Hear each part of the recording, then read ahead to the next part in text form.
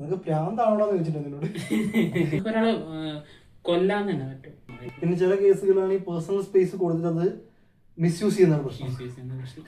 Hello guys, welcome to our YouTube channel loose talks by H. ഇന്ന് നമ്മുടെ കൂടെ ഉള്ളത് എൻ്റെ പ്രിയ സുഹൃത്താണ്, എൻ്റെ സീനിയറാണ്, അതേപോലെ തന്നെ സൈക്കോളജിസ്റ്റാണ് mister Hashim. Welcome welcome to the show.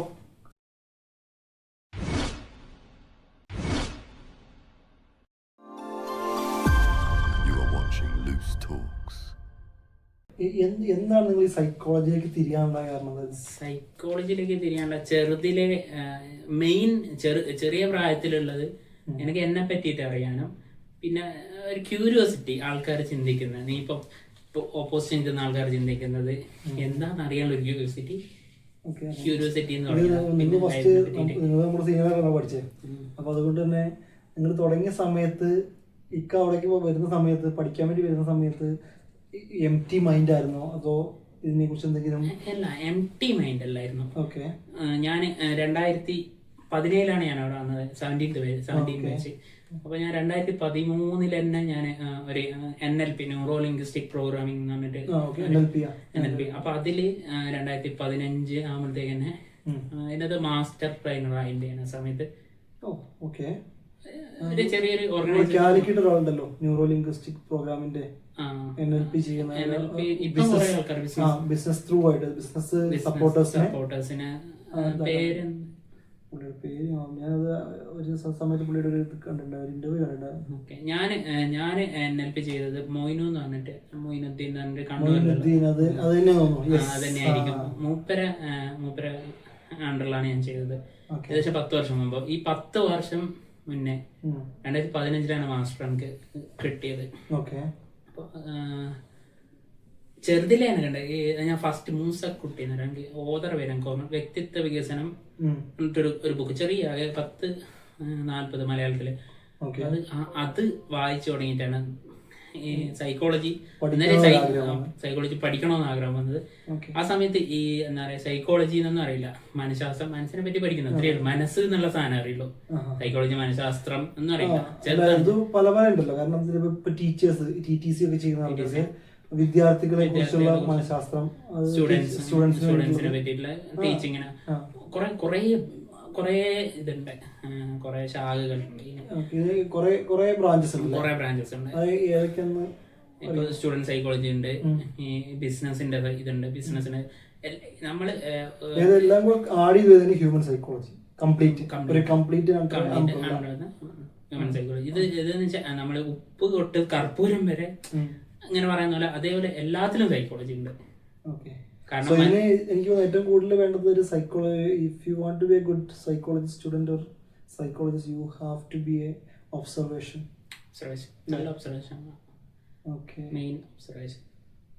നമ്മൾ എല്ലാ കാര്യങ്ങളും ഇപ്പൊ ചില ആൾക്കാർ പറയില്ല, പറയില്ല. അപ്പം നീ ഇപ്പം നിന്റെ ഒരു പ്രശ്നം പറഞ്ഞു തുടങ്ങി കഴിഞ്ഞാല് ഫുള്ള് പറയില്ല, കുറെ ഹൈഡ് ചെയ്തിട്ടാണ്. ഒരു 10% നമ്മള് ഇത് പറയാന്ന് വെച്ചാല് 100% 10% ആൾക്കാർ വേർബലി പറയുള്ളൂ. ബാക്കി 90% നോൺ വേർബലിയാണ് അവര് കമ്മ്യൂണിക്കേറ്റ് ചെയ്യുക. ചില ആൾക്കാർ ചിലപ്പോൾ 20% ഉണ്ടാവും, ഓരോ ആൾക്കാർ ഇതിനനുസരിച്ചിരിക്കും. 10% പുറത്ത് വരുന്നുള്ളൂ, ബാക്കി 90% നോൺ വേർബലി കമ്മ്യൂണിക്കേറ്റ് ചെയ്യുന്നുണ്ട്. ഇപ്പൊ എന്റെ ഒരു പ്രശ്നം ഞാൻ പറയുകയാണെങ്കിൽ എന്റെ ഒരു 10% ഞാൻ പറയുള്ളൂ, എനിക്ക് അത്രേ പറയാൻ പറ്റുള്ളൂ. ബാക്കി 90% ബെസ്റ്റ് സൈക്കോളജിസ്റ്റ് എന്ന് പറഞ്ഞു കഴിഞ്ഞാല് ഈ 90% മനസ്സിലാക്കാൻ, ഡെലിവറി അവരെ കൊണ്ട് പറയിപ്പിക്കാനുള്ള ഒരു ഇതുണ്ടല്ലോ. ഇപ്പൊ ഓപ്പോസിറ്റ് നിൽക്കുന്ന ആള്, അതാണ് നിങ്ങൾക്ക് നിങ്ങളുടെ മറ്റേതാ പറയാ സബ്ജക്റ്റ് ആയിട്ട് ഞാൻ വന്ന സമയത്ത്, നിങ്ങളുടെ ഫൈനലിനകത്ത് ഓക്കെ ജസ്റ്റ് മൈൻഡ് നമുക്ക് എന്തൊക്കെയാണ് തോന്നുന്നത് കാര്യങ്ങൾ അത് വെച്ചിട്ട് നിങ്ങൾ ആ ഫോം ഫില്ല് ചെയ്ത് വെച്ച് നോക്കിയിട്ട് നിങ്ങൾക്ക് എന്റെ ക്യാരക്ടർ മനസ്സിലാവാം. ഞാൻ ചോദിക്കട്ടെ, അന്ന് നിങ്ങൾ എന്റെ ക്യാരക്ടറിനെ കുറിച്ച് എന്താ പറഞ്ഞത് ഓർമ്മയുണ്ടോ? അതിപ്പോ 7 വർഷമായിരുന്നു, 8 വർഷമായിരുന്നു, ഓർമ്മ ഇല്ല. 6 വർഷമായി. 6 വർഷമായി. കറക്റ്റ് ഞാൻ ചോദിക്കണത് പക്ഷെ ഞാൻ മറന്നു. എനിക്ക് കറക്റ്റ് ഓർമ്മയില്ല. അത് സമയത്ത് എക്സാമിന് വേണ്ടിയിട്ടാണ് നമ്മളത്. നിങ്ങൾ എന്നോട് ലാസ്റ്റ് വന്ന് പറഞ്ഞു, എന്നോട് പൂർണ്ണമായിട്ട് പറഞ്ഞില്ല, എന്നോട് വന്നിട്ട് നിങ്ങളൊരു കാര്യം പറഞ്ഞല്ലോ, നിങ്ങൾക്ക് പ്രാന്താവണോന്ന് ചോദിച്ചിട്ടുണ്ട് എന്നോട്. അത് ഓർമ്മയുണ്ടെന്ന് എനിക്കറിയില്ല, എവിടെ ചോദിച്ചാൽ കാരണം നിങ്ങളെ മറ്റേ ടീച്ചറെന്തോ ചോദിച്ചു തരാ അങ്ങനെ എന്തോ ഒരു ഓർമ്മ, ചെറിയൊരു ഓർമ്മ, എക്സാക്ട് എനിക്ക് ഓർമ്മയില്ല. കാരണം സാധാരണ എനിക്ക് ഓർമ്മ വരണ്ട, പക്ഷെ കട്ടം കിട്ടുന്നില്ല ഇപ്പൊ. Okay, no issues. അത് എനിക്ക് ക്യൂരിയസ് ആയതുകൊണ്ട് ഞാൻ ചോദിച്ചാ. മനസ്സിലായി. അത് ഇപ്പം ആണെങ്കിൽ ഇപ്പൊ ചെയ്തതിന് എനിക്ക് കറക്റ്റ് പറയാൻ പറ്റും. കാരണം ഇപ്പൊ നമ്മുടെ മെന്റാലിറ്റി കുറെ മാറിയുണ്ടല്ലോ. ഇത് ഏകദേശം 10 വർഷത്തോളം ഞാൻ ഈ ഫീൽഡിൽ ഇങ്ങനെ. 10 വർഷമായി ഫീൽഡിൽ എന്ന് പറഞ്ഞാല് ഇത് മെയിൻലി നമ്മൾ പഠിക്കുന്നതിനേക്കാൾ എക്സ്പീരിയൻസ് ആണ്. എക്സ്പീരിയൻസ്, നമ്മൾ എക്സ്പീരിയൻസിലൂടെയാണ് പഠിക്കുക. ഇപ്പൊ നമുക്ക് തിയററ്റിക്കലായി പഠിക്കുമ്പോൾ ലിമിറ്റഡ് ആണത്. എക്സ്പീരിയൻസ് വലിയൊരു ഇതാണ്.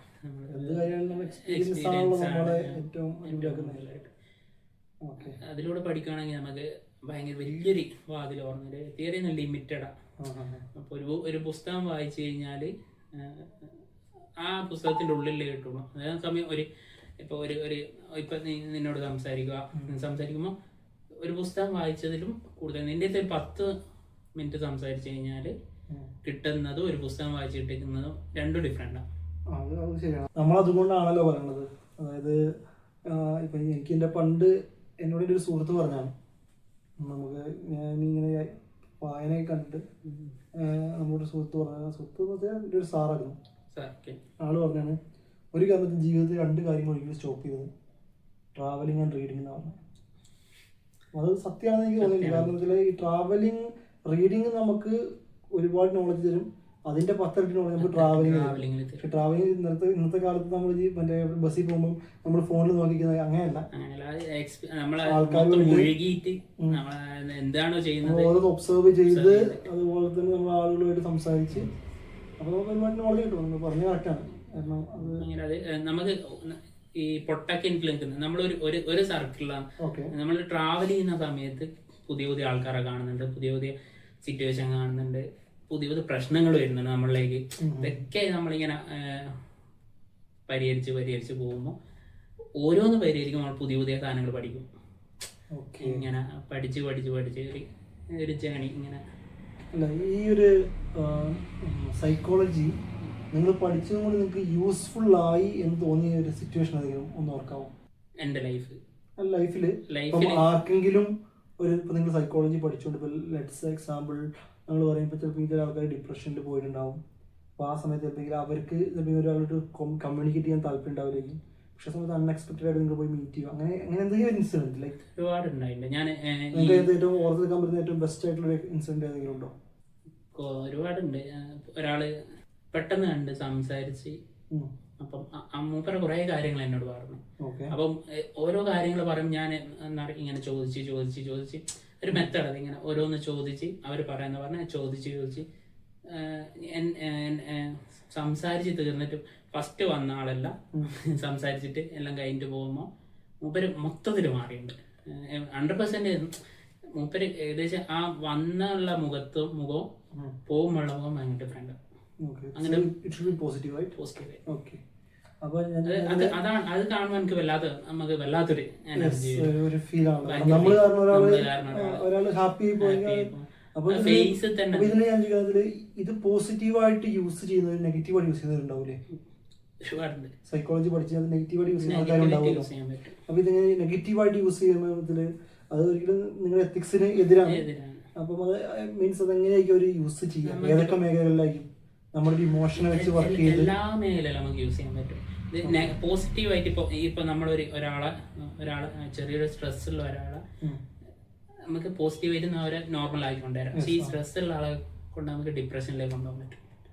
ഡിപ്രഷൻ സുഖമായിട്ട് കൊണ്ടുപോകാൻ പറ്റും. ഇപ്പൊ ഒരാളെ മരണത്തിലേക്ക് വരെ നമുക്ക് കൊണ്ടുപോകാൻ പറ്റും.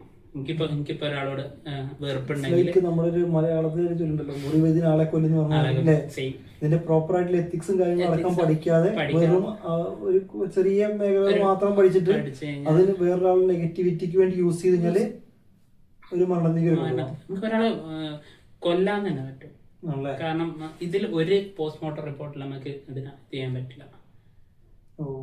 കാരണം ഇപ്പൊ അതിനുള്ളൊരു എക്സാമ്പിൾ എന്ന് പറഞ്ഞു കഴിഞ്ഞാല് ഒരു ചെറിയ രീതിക്ക് പ്രേതം ഒരു നെഗറ്റീവ് എനർജി ഭയമുള്ള ഒരാളെ പിടിച്ചിട്ട് ഇരുത്തിയിട്ട് ഒന്നില്ല സജഷൻ കൊണ്ട് മൊത്തം അങ്ങോട്ട് പേടിപ്പിച്ച് പോലെ ഹാർട്ട് അറ്റാക്കോ അങ്ങനെ എന്തോ ഉള്ള ഹാർട്ടിനെന്തോ പ്രശ്നമുള്ള ഒരാളെ പിടിച്ചിട്ട് ഇങ്ങനെ അതിന്റെ മൊത്തം എഫക്റ്റിൽ കൊണ്ടുപോകാൻ കൊണ്ടുപോകും.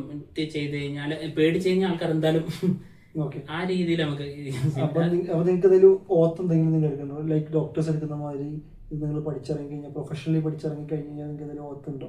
അതോ നിങ്ങൾ സ്റ്റാർട്ടിങ്ങിൽ പഠിക്കുന്നതിന് മുമ്പേ നിങ്ങൾക്ക് എന്തെങ്കിലും ഓത്തുണ്ടോ? ഞാനിത് പഠിക്കുന്ന കാര്യങ്ങളെല്ലാം ഇല്ല, അങ്ങനത്തെ എത്തിക്സ് ഓൾറെഡി നിങ്ങൾ പഠിക്കുന്നുണ്ട്. അതിൻ്റെ ഒത്ത് തന്നെ പഠിക്കുന്നുണ്ട്. ഇപ്പോൾ അതിനകത്ത് പഠിക്കുന്നുണ്ട്. അതിപ്പോ ഏത് ഇതായി കഴിഞ്ഞാൽ, ഏത് സയൻസ് ആയി കഴിഞ്ഞാൽ നമുക്ക് നെഗറ്റീവായിട്ട് യൂസ് ചെയ്യാം, പോസിറ്റീവായിട്ട് യൂസ് ചെയ്യാം. പക്ഷെ ഇതിനകത്ത് പോസിറ്റീവായിട്ട് യൂസ് ചെയ്യട്ടെ എല്ലാവരും. നെഗറ്റീവായിട്ട് യൂസ് ചെയ്താൽ നമുക്ക് ഈ പറഞ്ഞ മാതിരിയാണ്. നമ്മ ശരിക്കും ഇത് ഇരുതല മൂർച്ചയുള്ള വാള് പോലെ നമുക്ക് എവിടെ പിടിച്ചു കഴിഞ്ഞാലും മുറിക്കും. ഞാൻ പറഞ്ഞതില് അപ്പൊ ഇതിപ്പം കൊല്ലാൻ പറ്റുന്നു.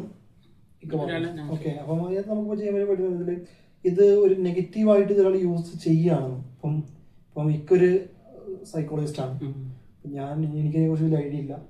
അപ്പം എന്നോട് നിങ്ങൾ വന്നിട്ട് ഇപ്പോൾ ഒരു ഡിപ്രഷൻ സ്റ്റേജിൽ ഇരിക്കുന്നതിനോട് വന്നിട്ട് നിങ്ങൾ സംസാരിക്കുന്ന സമയത്ത് എനിക്കത് ഫൈൻഡ് ചെയ്യാൻ പറ്റും.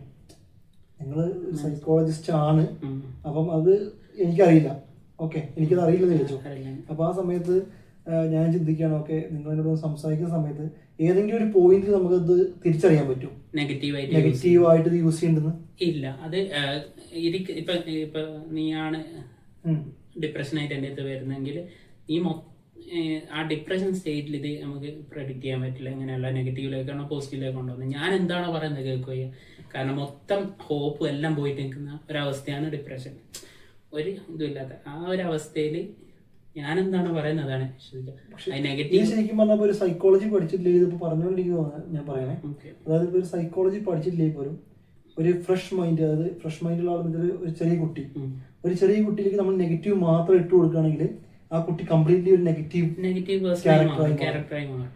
അത് പിന്നെ ഒരിക്കലും നമുക്ക് തിരിച്ചു കൊണ്ടുവരാൻ ഭയങ്കര ചാൻസസ് കുറവാണ്.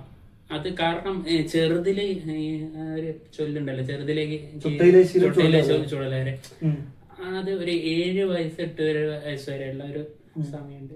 ആ സമയത്ത് എന്താണോ ചെയ്യുന്നത് അതാണ് നമ്മളെ ക്യാരക്ടർ ബിൽഡ് ചെയ്യുന്ന ഒരു ടൈമാണ് അത്. ഈ വയറ്റില് 4-ാം മാസം മുതൽ 7 വയസ്സ് ആ ഒരു ക്യാരക്ടർ ബിൽഡ് ചെയ്യുന്ന ടൈമാണ്. അതിൻ്റെ അകത്ത് എന്തോ പോസിറ്റീവ് കൊടുത്തു കഴിഞ്ഞാൽ പോസിറ്റീവ് കിട്ടും. ആ സമയത്ത് നമുക്ക് ഇപ്പോ ഈ ഒരു കുട്ടീനെ പേരന്റിംഗിൽ മാത്രമല്ല, പേരൻസ് എന്ന് പറയുന്നത് അച്ഛൻ അമ്മ മാത്രമല്ല, അത് മൊത്തം പേരൻസ് ആണ്. സറൗണ്ടിങ്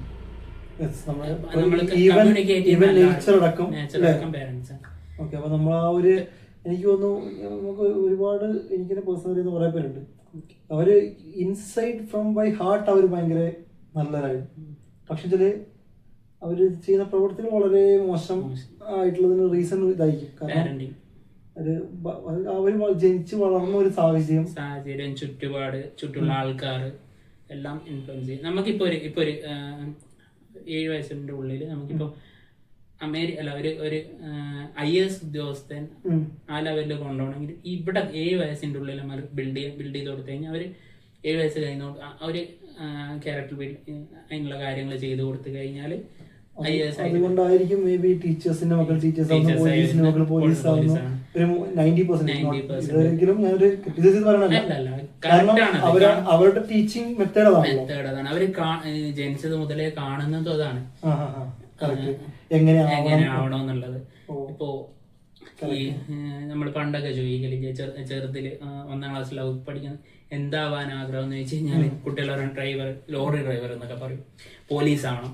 കാരണം അവര് കാണുന്നതിൽ മാക്സിമം ഏറ്റവും വലുതായിട്ട് നിൽക്കുന്ന ആൾക്കാർ ഇവരാണ്. നമ്മുടെ കാഴ്ചപ്പാട്, നമ്മുടെ വിഷൻ ഭയങ്കര ചെറുതാണ് ആ സമയത്ത്. റീസൺ എന്താ വെച്ചാൽ എസ്പെഷ്യലി നാട്ടിലും പുറത്തുള്ള പിള്ളേർക്കായിരിക്കും അത് ഏറ്റവും കൂടുതൽ. കാരണം റീസൺ എന്താ വെച്ചാൽ നമ്മളിപ്പം ഇവിടെ തന്നെ NIL ഉണ്ട്, എയറോനോട്ടിക്കൽ. അപ്പം ഞാൻ ഇവിടെ വന്നതിന് ശേഷം എനിക്കറിയുന്നത് ഓക്കെ ഇത് ഇങ്ങനൊരു സംഭവം ഉണ്ട്, ISRO. ISROയെ കുറിച്ച് നമ്മൾ കേൾക്കുന്നത് ശരിക്കും പറഞ്ഞാൽ ഞാൻ 8th പഠിക്കുമ്പോൾ ഞാൻ കേൾക്കുന്നത് ISROയെ കുറിച്ച് കേൾക്കുന്നത്. അപ്പൊ അന്ന് നമുക്ക് അറിയില്ല ഓക്കെ ISROയിലേക്ക് എങ്ങനെ എത്തിപ്പെടണം. അപ്പൊ ഈ ഒരു കാര്യം പറയുമ്പം എന്താണ്, എങ്ങനെ ഒരു ഗുഡ് പേരന്റിങ് എങ്ങനെ ആവണം എന്നാണ് പാരന്റിങ് എന്ന് പറയുന്നത് ഗുഡ് പാരന്റ് എന്ന് പറഞ്ഞാൽ അച്ഛനമ്മ മാത്രമല്ല മൊത്തമുള്ളത് സറൗണ്ടിങ്സ് എന്നുള്ളത് അവരെന്ന് പറഞ്ഞു കഴിഞ്ഞാല് അവര് മനസ്സിലാക്കുക ഞാൻ വളർന്നതിൽ ഞാൻ വളർന്ന പോലെയല്ല എന്റെ കുട്ടി വളരണ്ട എന്നുള്ളത് മനസ്സിലാക്കുക. അവർക്ക് പണമല്ല, ആ പാരന്റിങ് കെയർ കുറെ കാര്യങ്ങളുണ്ട്. എങ്ങനെ അവരോട് നോട്ടത്തിൽ വരെ നമുക്ക് നെഗറ്റീവ് കൊടുക്കരുതെന്ന് ശരിക്കും പറയുന്ന വയറ്റില് പ്രസവിക്കുന്നതിനോ വയറ്റിലുള്ള സമയത്ത് ഈ ചെവിയാണ് പ്രശ്നം ഉണ്ടായത്. ആ സമയം കേൾക്കാൻ പാടില്ല, അങ്ങനെ പറയാനും പാടില്ല, ചിന്തിക്കാൻ പോലും പാടില്ല എന്ന് പറയാം. അപ്പൊ ശരിക്കും പറഞ്ഞാൽ ഈ പാരന്റിങ് സ്റ്റാർട്ട് ചെയ്യേണ്ടത് പാരന്റിങ് സ്റ്റാർട്ട് ചെയ്യുന്നത് പ്രീ മാരിറ്റൽ കൗൺസിലിംഗ് കൊടുക്കണമെന്നാണ് ഞാൻ പറയുന്നത്. കാരണം കുട്ടി പുതിയ ആളാണ്. അവരോട് നമ്മൾ ഈ പറഞ്ഞ പോലെ തന്നെ ഒരു കുഞ്ഞ് ജനിക്കുമ്പോൾ അവിടെ ഒരു അപ്പനും അമ്മയും കൂടിയാണ് ജനിക്കുന്നത്. അപ്പൊ അവർക്കും കൂടെ വേണ്ടിയിട്ടുള്ള ഒരു പാരന്റിങ് നമ്മൾ ആദ്യമേ കൊടുക്കണം. കാരണം ഇത് വയറ്റിലുള്ള സമയത്ത് പാരന്റിങ്, കാരണം ഇതിനെ പ്രോസസ് ചെയ്തിട്ട് നമ്മൾ മാറാനുള്ള കാരണം എന്ന് വെച്ചാൽ കുറെ കാലമായിട്ട് കേട്ടിട്ടും വളർന്ന ആൾക്കാരാണ്. കുറെ കാര്യങ്ങൾ കേട്ടിട്ട് നമ്മൾ ഒരു റൂട്ടിൽ ഇങ്ങനെ ഒരേ റൂട്ടിൽ പോയിക്കൊണ്ടിരിക്കുകയാണ്. അതിൻ്റെ ഒന്ന് ചേഞ്ച് സംഭവിക്കണമെങ്കിൽ വയറ്റിലുള്ള സമയത്ത് നമുക്ക് ഒരു ചേഞ്ചിനൊരു സമയമുണ്ട്. ഒരു സാധനം അറിഞ്ഞു കഴിഞ്ഞാൽ നമ്മള് മാറണമെങ്കിൽ ഒരു ടൈം എടുക്കും. ഒരു സാധനം പഠിച്ചു കഴിഞ്ഞാൽ പോരാ, പഠിച്ചിട്ട് നമ്മളത് ചേഞ്ചായി വരണമെങ്കിൽ ഒരു ടൈം ഉണ്ട്. അപ്പം അത് നേരത്തെ കൊടുക്കുന്നതാണ് ഏറ്റവും ബെസ്റ്റ്. അതുകൊണ്ടാണ് പറയുന്നത് ഈ മറ്റേ കുഞ്ഞു വയറ്റിലുള്ള സമയത്ത് മറ്റേ ഗർഭിണികൾ സന്തോഷമായിരിക്കണം. അവര് ചിന്തിക്കുന്ന കാര്യങ്ങൾ വരെ നെഗറ്റീവ് ചിന്തിക്കരുത് എന്ന് പറയാം. അതുവരെ ഇൻഫ്ലുവൻസ് ചെയ്യുന്നവരാണ് ആ വയറ്റിലിരിക്കുന്ന കുട്ടിക്ക്.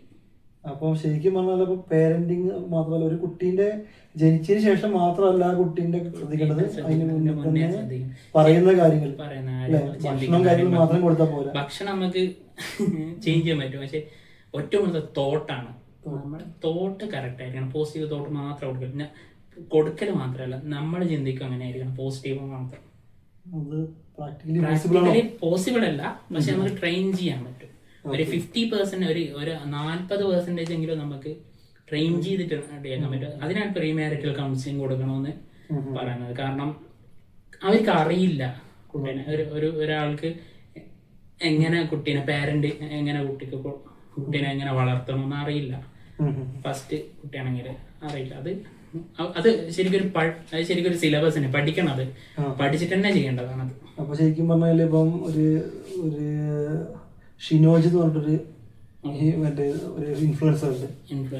പുള്ളി പറഞ്ഞത് നടുക്കഷ്ണം, അത് ഈ രണ്ടാമത് ഉണ്ടാകുന്ന നടുക്കത്തെ കുട്ടിക്കും മൂത്ത കുട്ടി കിട്ടുന്ന പരിഗണന. അപ്പം ഞാനൊരു നടുക്കഷ്ണമാണ്. അപ്പൊ നമുക്ക് എനിക്ക് തോന്നുന്നു, കാരണം നമ്മള് പിന്നെ ഇതിൽ ആ കുട്ടികളെ സംബന്ധിച്ചിടത്തോളം അവർ പെട്ടെന്ന് സ്വയം പര്യാപ്തതയിലെത്തും. റീസണത്തിൽ അവര് സ്വന്തമായിട്ട് നടക്കണം. ഓക്കെ, അതുപോലും നമ്മൾ ശ്രദ്ധിക്കണം അല്ലേ? മാത്രമല്ല രണ്ടാമത് ഒരേപോലെ കാണാൻ പഠിക്കണം. ഇത് ഒരേപോലെ കാണത്തിന് പ്രശ്നമല്ല പറയുന്നത്. എന്ന് വെച്ചാല് ഫസ്റ്റ് കുട്ടി ഉണ്ടായി, അത് ഒരു 1-2 വയസ്സുള്ളപ്പോഴായിരിക്കും. അപ്പം ഓക്കെ, മൂത്ത കുട്ടി ടേക്ക് കെയർ ചെയ്യും എന്നുള്ളൊരു മനോഭാവം ഉണ്ട്. അതായത് പല കാര്യങ്ങളിലും ബാക്കിയുള്ള ഓൾമോസ്റ്റ് മെയിൻ കാര്യങ്ങളെല്ലാം ചെയ്താലും ചെറിയ ചെറിയ കാര്യങ്ങൾ മൂത്ത കുട്ടി നോക്കിക്കോളും. ശരിയാണ്, ശ്രദ്ധിക്കും. പക്ഷെ എനിക്ക് തോന്നുന്നു ചെറിയ കുട്ടി ഒരിക്കലും പേരന്റ് അല്ലല്ലോ. ട്രെയിനിങ് അവന് കിട്ടിയിട്ടുണ്ടോന്നാണ് നമ്മുടെ ചോദ്യം. എന്താ പറയാ, ഫസ്റ്റ് കുട്ടിക്ക് അടുത്ത കുട്ടീനെ കെയർ ചെയ്യാനും അവർക്ക് എന്തൊക്കെ അവർക്ക് വേണ്ട അത് ചെയ്തു കൊടുക്കാനുള്ള ട്രെയിനിങ് അവർക്ക് കിട്ടിയിട്ടുണ്ടോന്നാണ് ചോദ്യം. അത് കിട്ടണമെങ്കിൽ പേരന്റ് ശരിയാണോ? ഇപ്പൊ ഞാനൊരു പേരന്റ് ആണെങ്കിൽ ഞാൻ റെഡി ആയിട്ട് ആണ് കുട്ടീനെ റെഡിയാക്കാൻ. ഞാനാണ് ഫസ്റ്റ് റെഡി ആകേണ്ടത്. ഞാൻ റെഡി ആയിട്ട് എന്നിലൂടെ അവൻ മാറണം, അല്ലാണ്ട് ഞാൻ അവനെ മാറ്റാൻ നിൽക്കരുത്. ഈ പ്രഗ്നൻസിക്ക് മുന്നേ തന്നെ എന്ത് ചെയ്യണം? ഈ കപ്പിള് റെഡി ആയിരിക്കണം, കംപ്ലീറ്റ്ലി റെഡി ആയിരിക്കണം. എങ്ങനെ കുട്ടികളെ എങ്ങനെ വളർത്തണം പഠിക്കുക ചെയ്യണം ഞാൻ പറയാം. പേരന്റ്സ് മാത്രം പറഞ്ഞു, കാരണം ഫാമിലി മെമ്പേഴ്സും നെയ്ബേഴ്സും എല്ലാവരും നടും. എനിക്ക് തോന്നുന്നതെന്ന് വെച്ചാൽ നമ്മള് കുറെ മോട്ടിവേഷൻ ക്ലാസ് എല്ലാം നാട്ടിലും എല്ലാവിടെയും നടക്കുന്നുണ്ട്. പേരന്റിങ്ങിന് വേണ്ടിയിട്ട് ഒരു ക്ലാസ് നമ്മൾ വെക്കുന്നുണ്ട്, കുറവാണ്. അത് നമ്മൾ കൂട്ടുക, അതിന്റെ കൗണ്ട് കൂട്ടിയിട്ട് മോട്ടിവേഷൻ വേണ്ടെന്നല്ല, ഇതിൽ ഇമ്പോർട്ടൻസ് കൊടുക്കുക എന്നുള്ളതാണ് എൻ്റെ ഒരു അഭിപ്രായം. അപ്പം നമ്മൾ ഡിപ്രഷനെ കുറിച്ച് പറഞ്ഞല്ലോ. ഇപ്പൊ ഈ ഇന്നത്തെ കാലത്ത് ഏറ്റവും കൂടുതൽ ഡിപ്രഷൻ ബാധിക്കുന്ന യങ്സ്റ്റേഴ്സിലാണ്. അതായത് ഒരു 12 വയസ്സ് തുടങ്ങി ഒരു 25-30 വയസ്സ് വരെയുള്ള ആൾക്കാർക്കാണ് ഏറ്റവും കൂടുതൽ ഡിപ്രഷനും അതിനനുസരിച്ചുള്ള സൂയിസൈഡ് അറ്റംപ്റ്റ്സ് കാര്യങ്ങളെല്ലാം വരുന്നത്. അപ്പം ഇതിനകത്ത് ഇപ്പൊ ഈ ചൈൽഡ്ഹുഡിൽ കിട്ടുന്ന ഈ പേരന്റിങ്ങുമായിട്ട് എന്തെങ്കിലും ബന്ധമുണ്ടോ? ഇൻഫ്ലുവൻസ് ഉണ്ട്, ഉറപ്പായിട്ടുണ്ട്. അത് ഞാൻ ശരിക്കും ഇത് കാണുന്ന ആൾക്കാർ വിചാരിക്കും നമ്മുടെ പേരൻസിന് കുറ്റം പറയുന്നത്.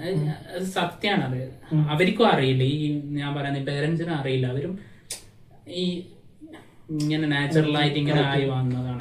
അവർക്ക് എങ്ങനെയാ പേരന്റിന് അറിയില്ല. അവരെ അച്ഛനും എങ്ങനെയാണ് കിട്ടിയതേ നമ്മൾ കൊടുക്കുള്ളൂ എന്നുണ്ടല്ലോ. അത് മാറ്റണം. അതിന്റെ സ്റ്റോപ്പ് ചെയ്യുന്നതോട് കൂടിയിട്ട് നമ്മൾ, കാരണം ഈ കുട്ടികളാണ് ഇനിയുള്ള തലമുറ, നെക്സ്റ്റ് ജനറേഷൻ അവരാണ്. അവരെ എവിടെ എത്തിക്കണമെന്നുള്ളത് ഇവിടെ തീരുമാനിക്കണം. ഇവിടെ സ്റ്റോപ്പ് ചെയ്യണം. എനിക്ക് കിട്ടിയത് ഇവർക്ക് കൊടുക്കാൻ പാടില്ല. അവിടെ സ്റ്റോപ്പ് ചെയ്തിട്ട് ഒരു മാറ്റത്തിന് അവർ തയ്യാറാണോ? അവരെ തെറ്റല്ല, അവർക്ക് കിട്ടിയത് കൊടുക്കുന്നു. അവരെ തെറ്റാന്ന് ഞാൻ ഒരിക്കലും അറിയില്ല. അവർക്ക് അറിവില്ലായ്മത് അറിയാൻ ശ്രമിക്കുക. അറിയാത്തത് അറിയാത്ത കാര്യങ്ങൾക്ക് പിന്നെ നമുക്ക് ചെയ്യാൻ കഴിയില്ല. പക്ഷെ അറിയാൻ ശ്രമിച്ചിട്ട് മാറ്റം വരുത്താൻ നോക്കുക അവര്. അത്രയും പറയാനുള്ളൂ. ഇതാണ് അത്. അങ്ങനെ ഒരു മാറ്റം അവർ ശ്രമിച്ചു കഴിഞ്ഞാൽ ഇനിയുള്ള ജനറേഷൻ മാറിക്കോളും. ഡിപ്രഷൻ എല്ലാം കുറഞ്ഞു വരും. എല്ലാ കാര്യങ്ങളും പേരന്റിങ്. സത്യം പറഞ്ഞാൽ ഞാൻ ഇപ്പോഴത്തെ എഡ്യൂക്കേഷൻ സിസ്റ്റം മാറ്റണം എന്ന് അഭിപ്രായപ്പെടുന്ന ഒരാളാണ്. കുറച്ചും കൂടെ റിയാലിറ്റിയിലേക്ക് കൊണ്ടുവരണം കാരണം എന്ന് പറയുന്ന ഒരാളാണ്. അപ്പൊ ശരിക്കും പറഞ്ഞാൽ പേരന്റിങ്ങും മാറ്റേണ്ടിയിരിക്കുന്നു. അപ്പം ശരിയാണ്. നമ്മൾ പറയും നമ്മുടെ ആദ്യ വിദ്യാലയം ഫാമിലിയാണ്. കുടുംബത്തിൽ നിന്നാണ് നമുക്ക് നമ്മുടെ ആദ്യത്തെ അക്ഷരങ്ങളാണെങ്കിൽ എന്താണെങ്കിലും കിട്ടുന്നത്. വയറ്റിലുള്ള സമയം മുതൽ അവര് പഠിക്കാൻ തുടങ്ങുന്നുണ്ട്. എന്താണോ അമ്മ ചിന്തിക്കുന്നത് അതാണ് മകൻ. അതുകൊണ്ടാണല്ലേ അമ്മേനെ പോലെ തന്നെ മകൻ സംസാരിക്കുന്ന പറയുന്നത്. അന്ന് അവിടുന്ന് തുടങ്ങിയ അച്ഛൻ അടുത്തുണ്ടാവില്ല. പണ്ടുള്ള അടുത്തുണ്ടാവില്ല. ഇപ്പം കുറെ മാറിയിട്ടുണ്ട്. അച്ഛന്റെ ഇൻഫ്ലുവൻസ് കുറവായിരിക്കും. അമ്മയാണ് ശരിക്കും അടുത്ത്. അമ്മ വീട്ടിലുള്ള ആൾക്കാർ അതാണ് കൂടുതൽ. എപ്പോഴും കൂടെയുള്ള ആൾക്കാരാണ് ഇൻഫ്ലുവൻസ്. ഇപ്പൊ അച്ഛൻ്റെ എന്ന് വെച്ചാൽ അച്ഛന് വല്ലപ്പോഴും വരുക. ഇപ്പം ഇന്നത്തെ കാലത്ത് ഈ ഡിവോഴ്സ് കേസസ് ഭയങ്കര കൂടുതലാണ്. അപ്പം ഇതിനകത്ത് വെച്ചാൽ ഇപ്പം എനിക്ക് തന്നെ അറിയാവുന്ന എൻ്റെ ഒരു സുഹൃത്ത് ഡിവോഴ്സ്ഡ് ആണ്. അപ്പം വെച്ചാൽ എന്നോട് പുള്ളി വെച്ചിട്ടുള്ളതാണ്, ഇത് എൻ്റെ കുട്ടീനെ ബാധിക്കും. ഡെഫിനറ്റ്ലി ബാധിക്കും. അത് ഭയങ്കര നെഗറ്റീവ് ഒരു ട്രോമ ആയിരിക്കും. ചെറുതല്ല, വലിയൊരു ട്രോമയായിട്ടാണ്. അറ്റ്ലീസ്റ്റ് അത് കൊച്ചിന്റെ ലൈഫ് ലോങ് അതിനെ ഫോളോ ചെയ്യും. ഒരു ട്രോമയായിട്ട് തന്നെ കിടക്കും. ഇങ്ങനെയുള്ള ആൾക്കാരിൽ നിന്ന് ഇങ്ങനത്തെയുള്ള കുട്ടികൾ നമുക്കിപ്പം കുട്ടികളെ ഉത്തരവാദികളല്ല. അപ്പം ഇത് പുറത്തേക്ക് കൊണ്ടുവരാൻ അവർ ഈ ട്രോമ നമുക്ക് തന്നെ തിരിച്ചറിഞ്ഞ് നമ്മൾ കൂടെയുള്ള ആൾക്കാർക്ക് തിരിച്ചറിഞ്ഞ് ഇത് ഇയാളെ ഒന്ന് മോചിപ്പിക്കാൻ വേണ്ടി നമുക്ക് മോചിപ്പിക്കാൻ കഴിയും. അതിലെ ബെസ്റ്റ് ഇതെന്നാണ് ഇവരെ ഈ ഡിവോഴ്സ് ആയിട്ടുള്ള ആൾക്കാരെ ഒരുമിപ്പിക്കുക തന്നെ. നമ്മൾ കുട്ടീനെ മാറ്റാൻ നിൽക്കരുത്. ഇവരെ ഒരുമിക്കുന്നതോടുകൂടി കുട്ടീനെ ട്രോമ പോയിക്കോളും. നമുക്ക് പോസിബിൾ അല്ല. പിന്നെ അവർക്ക് എന്ത് കൊടുത്തു കുട്ടികൾക്ക് എന്ത് കൊടുത്തു കഴിഞ്ഞാൽ ഈ സെപ്പറേറ്റഡ് ആയിട്ടുള്ള ആൾക്കാർ, അമ്മ അച്ഛൻ സെപ്പറേറ്റഡ്, ആ ട്രോമ ഒരിക്കലും പോകും. അത് അവർ ഒരുമിക്കുന്നതോട് കൂടിയിട്ടേ പോകും. അത് കുട്ടീനെ കാണിക്കാൻ വേണ്ടിയിട്ട് ഒരുമിക്കരുത്. ഫുള്ളി അവരൊരുമിക്കും. ഡിവോഴ്സ് ആവുന്നതിന് റീസൺ ഉണ്ടാവുമല്ലോ. മീൻസ് അവർക്ക് ഒരുമിച്ച് പോകാൻ പറ്റാതാണല്ലോ. പോകാൻ പറ്റാതെ അവര് എനിക്ക് തോന്നുന്ന എല്ലാ ഡിവോഴ്സിനും കാരണം കമ്മ്യൂണിക്കേഷൻ പ്രോബ്ലമാണ്. അവര് സംസാരിക്കുന്നില്ല. അവരെ പ്രശ്നങ്ങൾ അങ്ങോട്ടും ഇങ്ങോട്ടും സംസാരിക്കുന്നില്ല. ഇത് പറഞ്ഞപ്പോഴാണ് എനിക്ക് തോന്നുന്നു ഇതിനിടയിൽ മൂന്നാമതൊരാൾ വരുന്നുണ്ട്. അതാണ് തേർഡ് പേഴ്സൺ ഒഴിവാക്കുന്നതോട് കൂടിയിട്ട് ഒരു ഡിവോഴ്സിലേക്ക് എത്തൂല. തേർഡ് പേഴ്സൺ ആണ് മെയിൻ പ്രശ്നം. ഞാനും വൈഫും തമ്മിലുള്ള പ്രശ്നം ഞാനും വൈഫാണ് കമ്മ്യൂണിക്കേറ്റ് ചെയ്യുന്നത്. രണ്ടുപേരും അങ്ങോട്ടും ഇങ്ങോട്ടും ഒരേപോലെ തന്നെ. പിന്നെ പക്ഷെ ചില സമയത്ത് തേർഡ് പേഴ്സൺ ആവശ്യം വരുന്നുണ്ട്. പക്ഷെ ഇതില് എനിക്ക് തോന്നുന്നു ആ സമയത്ത് എത്തുമ്പോൾ പോലും ഒരിക്കലും എനിക്ക് തോന്നുന്നത് ഈ രണ്ടുപേരുടെ ഭാഗവും നിൽക്കുന്ന ഒരാളാവരുത്. കറക്റ്റ് പ്രോപ്പർ ആയിട്ട് ഇത് കൊടുക്കാൻ പറ്റുന്ന ഒരാളായിരിക്കണം. കൗൺസിലർ, സൈക്കോളജിസ്റ്റിനെ കണ്ട ഇതുണ്ട്. അതായത് എനിക്ക് തോന്നുന്നു ഇപ്പോൾ ഏറ്റവും കൂടുതൽ ഇപ്പം നമ്മൾ ഡിവോഴ്സ് കേസുകളോ അല്ലെങ്കിൽ ഫാമിലി പ്രോബ്ലംസോ എടുത്തു കഴിഞ്ഞാൽ ഒന്നെങ്കിൽ ഇപ്പം ഏറ്റവും കൂടുതൽ നമ്മൾ കേട്ടിട്ടുള്ളതാണ്, ഒന്നെങ്കിൽ കെട്ടിച്ച് വിട്ട് വന്നിട്ട് മീൻസ് അവിടുത്തെ ഭാര്യ എപ്പോഴും അമ്മേനെ വിളിച്ചുകൊണ്ടിരിക്കുന്നു, ഭാര്യയുടെ അമ്മേനെ വിളിച്ചുകൊണ്ടിരിക്കുന്നു. എന്ത് കാര്യം ഉണ്ടെങ്കിലും ഭർത്താവിനോട് കമ്മ്യൂണിക്കേറ്റ് ചെയ്യുന്നതിന് മുമ്പ്. പിന്നെ ചില സ്ഥലത്താണെങ്കിൽ പറയുന്ന ഭാര്യമാര് പറയുന്ന കംപ്ലൈൻ്റാണ് മോൻ എപ്പോഴും അമ്മപ്പാസം, അതായത് അമ്മപ്പുള്ളയാണെന്ന് പറയും. അപ്പൊ ശരിക്കും പറഞ്ഞാൽ ഇത് രണ്ടും അങ്ങോട്ടും ഇങ്ങോട്ടും ഈക്വലി മാറണം. കമ്മ്യൂണിക്കേറ്റ് ചെയ്താൽ അമ്മപ്പാസം ഉണ്ടായിക്കോട്ടെ, ഇവര് കമ്മ്യൂണിക്കേറ്റ് ചെയ്യേണ്ടത് ഇവര് കമ്മ്യൂണിക്കേറ്റ് ചെയ്യണം. അതാണ് ഇപ്പൊ ശരിക്കും പറഞ്ഞാൽ തുറന്നുള്ള സംസാരം ഉണ്ടാവണം, മറച്ചു വെക്കാൻ പാടില്ല. അവര് തമ്മിൽ മറച്ചു വെക്കാൻ, ഒന്നും മറച്ചു വെക്കാൻ പാടില്ല, ഒന്നും മറച്ചു വെക്കാൻ പാടില്ല. എല്ലാം കമ്മ്യൂണിക്കേറ്റ് ചെയ്യണം, നല്ല കാര്യങ്ങൾ ചീത്തയും എല്ലാം കമ്മ്യൂണിക്കേറ്റ് ചെയ്യണം. അത് രണ്ടാൾ അഡ്ജസ്റ്റ്മെന്റ് അല്ല, മനസ്സിലാക്കി ജീവിക്കുക. അഡ്ജസ്റ്റ്മെന്റ് എന്നുള്ള വാക്ക് തെറ്റാണത്. അഡ്ജസ്റ്റ് ചെയ്ത് പോവാന്നുള്ളത് ഒരിക്കലും നടക്കൂല. കമ്മ്യൂണിക്കേറ്റ് ചെയ്തിട്ട് ഒരു രണ്ടാളും പരസ്പരം മനസ്സിലാക്കിയിട്ട് പരസ്പരം അങ്ങോട്ടും ഓരോ വിശ്വാസവും വരണം. അതേപോലെ തന്നെ പേഴ്സണൽ സ്പേസും കൊടുക്കണം. നമ്മള് മിക്ക കേസുകളിലും പേഴ്സണൽ സ്പേസ് ഇല്ലാതാണ് പ്രശ്നം. പിന്നെ ചില കേസുകളാണ് ഈ പേഴ്സണൽ സ്പേസ് കൊടുത്തിട്ട് അത് മിസ്യൂസ് ചെയ്യുന്നതാണ് പ്രശ്നം. അത് മിസ്യൂസ് ആവില്ല. അവര് ശരിക്കും മനസ്സിലാക്കി, പരസ്പരം മനസ്സിലാക്കി. ഇതിനകത്ത് മെയിൻ ആയിട്ട് വരുന്ന ലവ് എന്നുള്ളൊരു കോൺസെപ്റ്റ് അതുണ്ടെങ്കിൽ പേഴ്സണൽ സ്പേസ് എന്ത് കൊടുത്തു കഴിഞ്ഞാൽ അത് സംഭവിച്ചു കഴിഞ്ഞു കഴിഞ്ഞാല് ഒരിക്കലും വരില്ല. ഇപ്പൊ കല്യാണത്തിന് അതിനുള്ള ബെസ്റ്റ് എക്സാമ്പിൾ നമ്മള് കാക്ക എന്ന് പറയാം, കാമുകന്മാര് നമ്മള് എങ്ങനെയാ പറയാ, കാക്ക എന്ന് പറയാം, കാമുകിമാർ. എന്റെ ട്രെയിനറ് മൂപ്പര് പറഞ്ഞു കേട്ട് ശീലാത. അപ്പൊ അവരത് നോക്കി നോക്ക്, അവര് തമ്മിൽ സംസാരിക്കുന്നത് എന്ത് പ്രശ്നം ഉണ്ടെങ്കിലും അവരൊക്കെ തമ്മിൽ സംസാരിച്ച് തീർക്കുന്നത്. പക്ഷെ എന്താ പ്രശ്നം വെച്ചാല് ഇന്ന് കാണുന്നത് പ്രണയിച്ച് കല്യാണം കഴിഞ്ഞാൽ പിന്നെ പ്രണയമില്ല. അതാണ് അത് അവിടെ സ്റ്റോപ്പ് ചെയ്യും. കുറെ ഫേക്ക് പ്രണയം ആയതുകൊണ്ടായിരിക്കും മേ ബി. അതാണ് ഫേക്ക് ആയത് എനിക്ക് തോന്നുന്നു. കാരണം ഇന്നത്തെ കാലത്ത് ഫേക്ക് പ്രണയങ്ങൾ കൂടുതലാണ്. കാരണം നമുക്ക് ഒരു മനുഷ്യന് മീൻസ് ഇപ്പം ഒരു ഇൻഫാക്ച്വേഷൻ തോന്നിയ ഒരാളോട് പിന്നെ അയാൾക്ക് എങ്ങനെ വേണം അതുപോലെയാണ് നമ്മൾ പിന്നെ അയാളുടെ മുന്നിൽ പോയി പ്രസന്റ് ചേഞ്ച് ആയി. പക്ഷെ പിന്നീട് നമുക്ക് കണ്ടിന്യൂ ചെയ്യാൻ പറ്റില്ല. ലിമിറ്റ് കഴിഞ്ഞാല് നമുക്കിപ്പോ നമ്മളൊരു പേഴ്സണാലിറ്റി ഉണ്ട്, നമ്മുടെ ഉള്ളിൽ കോർ പേഴ്സണാലിറ്റി ഉണ്ട്. അതിനെ എത്ര മറച്ചു വെച്ച് കഴിഞ്ഞാലും അവർ സമയം കഴിയുമ്പോൾ പുറത്തു വരും. ഇപ്പൊ ഒരു സമയം കഴിയുമ്പോൾ എന്തായാലും പുറത്തു വരും. അതാണ് സംഭവിക്കുന്നത്. കമ്മ്യൂണിക്കേഷൻ ഗ്യാപ്പും എല്ലാം വരുന്നത്. എത്ര കാലം നമുക്ക് അഭിനയിച്ച് നിൽക്കാൻ പറ്റുക? വളരെ കുറഞ്ഞ കാലം നമുക്ക് അത് എപ്പോഴെങ്കിലും നമ്മുടെ ഉള്ളിലുള്ളത് പുറത്തേക്ക് അത് പിന്നീട് വലിയ വലിയ പ്രശ്നങ്ങൾ. അതിലും നല്ലത് നമ്മൾ എന്താണ് അതേപോലെ അങ്ങനെ നിന്ന് കഴിഞ്ഞാൽ ഒരിക്കലും പ്രശ്നം വരില്ല. കാരണം അറിയുന്നുണ്ട് ഞാനിപ്പോ എന്താണെന്ന് എനിക്കറിയാം, ആ കമ്മ്യൂണിക്കേഷൻ നടക്കുന്നുണ്ട്. ഞാനിപ്പോ എന്ത് ചെയ്താലും എനിക്ക് മനസ്സിലാക്കാൻ പറ്റും എന്താണ് കാരണം, എന്തുകൊണ്ടാണ് ചെയ്ത്. ഞാനിപ്പോ ഒരു ദേഷ്യപ്പെട്ടാലും എന്തിന് ഞാൻ ദേഷ്യപ്പെട്ടെന്ന് നിനക്ക് മനസ്സിലാക്കി കഴിഞ്ഞാൽ നിനക്ക് എന്നോട് ദേഷ്യം വരില്ല.